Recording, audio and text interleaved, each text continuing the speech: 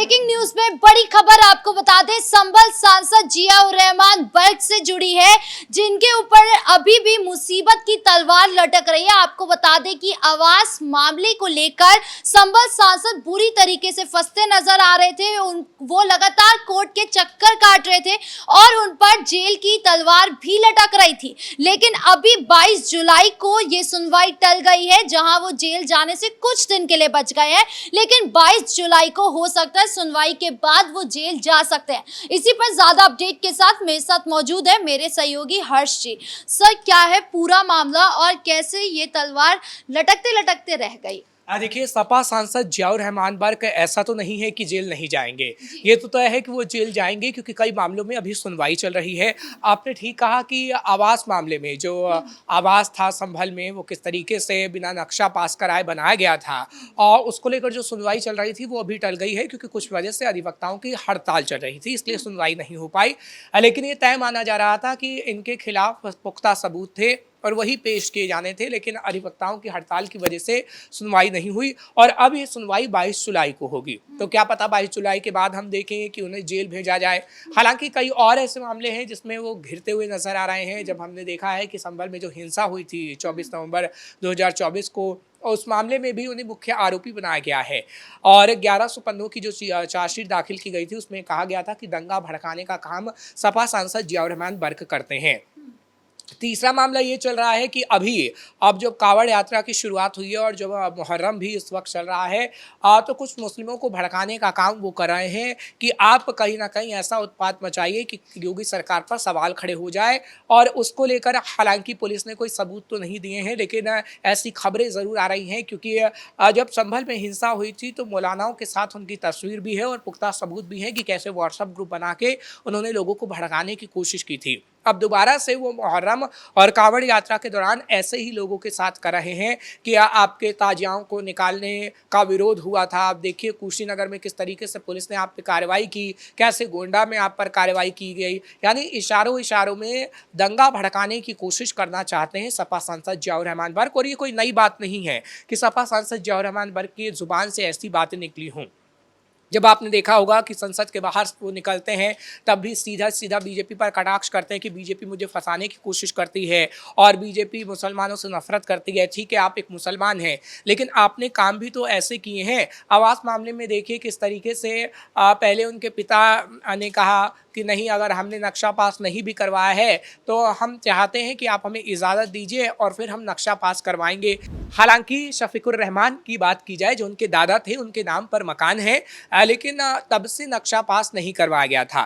लेकिन ये कहा गया कि जियाउर रहमान बर्ग चाहते थे कि जनता के सामने वो ऐसे झूठ को पेश करे कि कहीं ना कहीं योगी सरकार गलत साबित हो जाए। बिल्कुल, कोर्ट में जो है 9 से 10 बार उनको बुलाया गया था जियाउर रहमान बर्ग को, लेकिन हर बार वो नकार रहे थे कि जो उनका आवास निर्माण है वो बिल्कुल सही तरीके से बना है, उसका नक्शा भी पास कराया गया है। वो हर बार झूठ बोल रहे थे, लेकिन आखिरी में जाके ऑफकोर्स जब इतना ज़्यादा आप पर प्रेशर बनाया जाएगा तो आप सच बोलेंगे। लेकिन जब सच भी बोला गया तब भी अभी भी इस मामले को लेकर वो कहीं ना कहीं कह रहे हैं कि बीजेपी मुझे फंसा रही है, बीजेपी मुझे फंसा रही है। निर्माण आपने कराया, घर आपका, बीजेपी कैसे फंसा सकती है? देखिए, आज जिस तरीके से आपने कहा कि एक प्रेशर बनाने की कोशिश की गई, प्रेशर नहीं बनाया जा रहा उन पे। वो कहीं ना कहीं डर रहे हैं, क्योंकि उनके जो कई मामले हैं उसमें वो फंसते हुए नजर आ रहे हैं और जेल जाना तो तय ही माना जा रहा है। तो कहीं ना कहीं वो डर रहे हैं, क्योंकि सपा सांसद जियाउर रहमान बर्ग का लाइमलाइट में आना चाहते हैं और एक ऐसा चेहरा बनना चाहते हैं जिस तरीके से उनके दादा थे। क्योंकि शफीकुर रहमान बर्ग किस तरीके से विवादों में रहते थे और उनके पोते भी चाहते हैं कि वो भी विवादों में रहें और झूठ बोलने का काम करते रहे, क्योंकि शफीकुर रहमान बर्ग ने भी आज तक कोई सच नहीं बोला और ऐसे ही सपा सांसद जियाउर रहमान बर्ग भी कोई सच नहीं बोलते हैं, हमेशा झूठ पे झूठ बोलते हैं। आपने ठीक कहा कि आवास मामले में 10 से 12 बार से ज़्यादा बार उन्हें बुलाया गया था। वंदना मिश्रा जो कि SDM है, उनकी तरफ से भी कहा गया था कि आपके पास अगर सबूत हैं तो आप पेश करिए, लेकिन कोई सबूत तो सपा सांसद जियाउर रहमान बर्ग के पास था ही नहीं।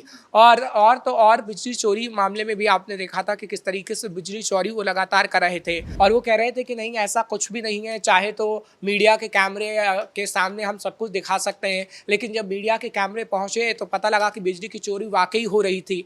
बिजली विभाग ने कहा कि देखिए किस तरीके से चोरी हो रही है, उसके बाद बड़ी कार्रवाई की गई। यानी सपा सांसद जियाउर रहमान बर्क झूठ का पुलिंदा गढ़ते आए हैं और ये झूठ का पुलिंदा गढ़ने की आदत उनको उनके दादा से मिली है, अखिलेश यादव से मिली है, क्योंकि अखिलेश यादव के ही वो सांसद हैं, समाजवादी पार्टी से सांसद हैं और अखिलेश यादव भी बार बार झूठ ही बोलते रहते हैं। तो जैसा पार्टी करेगी वैसा तो कहीं ना कहीं सांसद और विधायक सीखेंगे ही। अच्छा, संबल हिंसा मामले में हमने देखा कि इन पर आरोप है कि ये भड़काऊ भाषण दे रहे थे, बार बार लोगों को भड़काने का काम कर रहे थे और उसके बाद अब फिर से जब कावड़ और मुहर्रम का टाइम चल रहा है उस वक्त भी वो इस तरीके के बयान दे रहे हैं, चाहे वो बीजेपी को लेकर हो या फिर भड़काऊ भाषण दे रहे हैं। तो कहीं ना कहीं इनको क्या डर वर नहीं है कि पहले ही एक मामले में फंस चुके हैं, अब फिर से ऐसे बयान दे रहे हैं, आगे इनके लिए कितनी मुश्किलें हो सकती हैं? देखिए, राजनेता जानता है कि किस तरीके से वो लोगों के बीच अपनी पैठ को बना सकता है, किस तरीके से वोट हासिल कर सकता है। और सपा सांसद जियाउर रहमान बर्क को पता है कि वो एक मुसलमान है और मुसलमान की भावनाओं को जब तक आप टच नहीं करेंगे जब तक आपको वोट नहीं मिल पाएंगे, चाहे आप झूठ बोलने का काम ही क्यों ना करें। और इसलिए ही सपा सांसद जियाउर रहमान बर्क चाहे मुहर्रम का वक्त आता है, चाहे कावड़ यात्रा आती है, तो वो मुसलमानों की ही बात करते हैं। मुहर्रम को लेकर उन्होंने कहा कि आप कितना मर्जी बड़ा ताजिया निकालिए, योगी सरकार को करना चाहिए कि कैसी व्यवस्थाएं वो करेगी। हालांकि उन्होंने मुसलमानों को समझाने की कोशिश नहीं की कि आप आपसी भाईचारा रखिए, आपसी सौहार्द रखिए। आप किसी के मुंह से ऐसे शब्द को निकलते नहीं देखेंगी, चाहे अखिलेश यादव हो या फिर सपा सांसद जियाउर रहमान बर्क।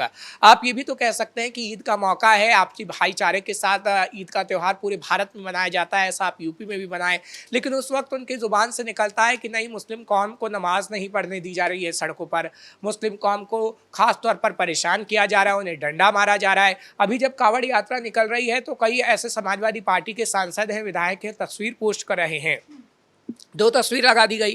पहली तस्वीर में दिखाया जा रहा है कि कैसे नमाजियों को सड़क से भगाया जा रहा है और दूसरी तस्वीर में दिखाया जा रहा है कि कैसे कावड़ियों का स्वागत किया जा रहा है। यानी इस तस्वीर से ये दिखाने की कोशिश हो रही है कि कैसे बीजेपी की सरकार और योगी आदित्यनाथ मुस्लिमों को प्रताड़ित करने का काम करते हैं। अरे भाई, जब आप नमाज पढ़ते हैं, पूरी सड़क को घेर लेते हैं तो लोगों को परेशानी होती है। कावड़ यात्रा को लेकर तो हमने देखा है कि किस तरीके से एक साइड में कावड़ यात्रा निकलती है, उसकी पूरी व्यवस्थाएं होती हैं, लेकिन नमाज को लेकर भी व्यवस्थाएं की जाती हैं कि आप मस्जिद के अंदर ही नमाज पढ़िए, लेकिन आप तो सड़कों पर पूरा जाम कर देते हैं। लेकिन वो स्थिति को नहीं समझेंगे क्योंकि उन्हें वोट हासिल करने हैं। आपने ताजिया को लेकर कहा कि एक तरफ ताजिया को लेकर निर्देश थे कि 10 फीट से कम होना चाहिए, दूसरी तरफ संबल सांसद कह रहे हैं कि आप कितने भी बड़ी ताजिया बनाइए, कोई दिक्कत वाली बात नहीं है। हालांकि ये भड़काने वाला बयान है क्योंकि एक तरफ वातावरण और बिजली व्यवस्था, कानून व्यवस्था, सुरक्षा व्यवस्था सबको देखते हुए इस तरीके का निर्देश दिया गया था और दूसरी तरफ संबल सांसद भड़काने के लिए इस तरीके का बयान दे रहे हैं। उसके बाद हमने देखा भी कुछ मौलवी, कुछ कट्टरपंथी जो थे वो बड़े बड़े जो है ताजिया लेकर जा रहे थे जो 100 फीट से कई ज्यादा थे। देखिए, सपा सांसद जियाउर रहमान बर्क और अखिलेश यादव जैसे लोग खास तौर पर ऐसी बातें हमेशा कहते हैं कि आपको छूट है, आप कुछ भी करिए। हालांकि वो अपनी सरकार में भी ऐसे करते थे, लेकिन अभी शायद वो भूल गए हैं कि वो विपक्ष के अंदर बैठे हैं, उनकी चलेगी नहीं। क्योंकि अपनी ही सरकार में उन्होंने मुसलमानों को ऐसी छूट दे दी थी कि आप जाके किसी भी हिंदुओं को प्रताड़ित करिए, आप जाके किसी भी ज़मीन पर कब्जा कर लीजिए, आप बिजली चोरी करिए। और छांगुर बाबा जैसे लोग भी अखिलेश यादव की सरकार में ही पैदा हुए। अब अखिलेश यादव कहीं ना कहीं ये समझ रहे हैं कि हमारी सरकार नहीं है, लेकिन अपना प्रभुत्व कैसे कायम किया जा सके। लेकिन योगी आदित्यनाथ की सरकार में तो बिल्कुल ऐसा नहीं होगा। और जो झूठ कहीं ना कहीं ये बोल रहे हैं वो सामने आ रहा है, क्योंकि जियाउर रहमान बर्क के जितने भी मामले हैं, जितने भी उन्होंने झूठ बोले हैं, कोर्ट के अंदर कहीं ना कहीं वो साबित हो रहा है कि वो हर मामले में झूठ बोलते आ रहे थे। और ऐसे ही अगर वो झूठ बोलते रहे तो एक दिन जेल के अंदर ही नहीं, तिहाड़ के अंदर भी वो होंगे। इस मुद्दे पर अपडेट देने के लिए आपका बहुत बहुत धन्यवाद। यानी कुल मिलाकर संबल सांसद अब बुरी तरीके से फंसते नजर आ रहे हैं। अब 22 जुलाई को जो अगली सुनवाई होनी है उसमें क्या कुछ होता है ये देखने वाली बात होगी। ब्रेकिंग न्यूज में इतना ही। कैमरा पर्सन कुणाल के साथ मैं राधिका राज।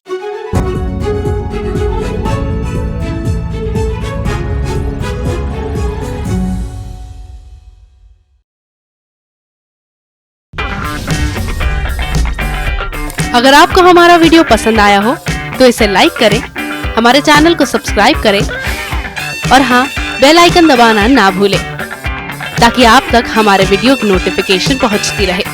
आप अपना सुझाव हमें कमेंट बॉक्स में दे सकते हैं। हमारे साथ जुड़ने के लिए शुक्रिया।